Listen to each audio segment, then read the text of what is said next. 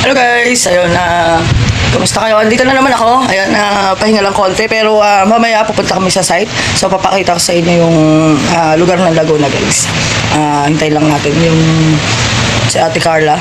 Ayan, siya yung magsasama sa Laguna. So abangan niyo po yung Laguna Challenge. Laguna Challenge ko yan guys. Dito naman ako ngayon sa Laguna. Dito ko i-share ko sa inyo yung magandang buhay ko dito ngayon. Kung ano yung magiging buhay natin sa Laguna. Abangan nyo po yung video ko. So yun guys, unang araw ko ngayon dito sa Laguna. So tingnan natin kung anong magiging buhay ko ngayon dito. Medyo na-challenge na ako guys. Nakikita ko kasi yung mga tao rito na parang ang saya-saya nila kahit na napakasimple lang ng buhay nila rito. Parang malolos lang din pala rito. Pero iba talaga akong probinsya guys.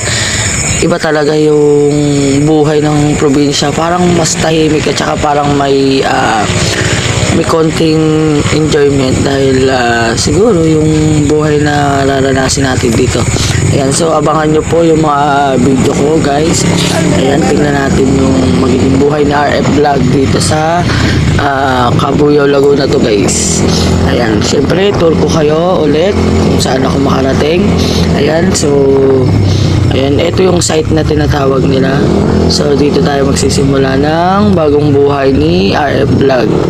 So ayun, bali nagra-rides lang kami ngayon guys. Ayan, ayan, sumakay ako sa motor para makasama sa pag-ikot dito sa site. Ito yung tinatawag nilang site guys. And subdivision to dito sa Marinig, Cabuyao, Laguna.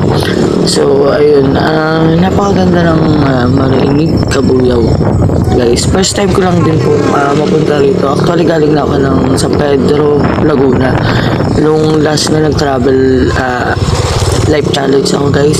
So ayun, abangan nyo yung mga life challenge ko guys. Ayun, pero hindi kasi masyadong naging maayos yung pakiramdam ko kaninang umaga pagising ko. Siguro gawa nung pagbiyahe ko, ayun, medyo napagod ako sa biyahe. So ayun guys, bali naghahanap lang kami ng yelo.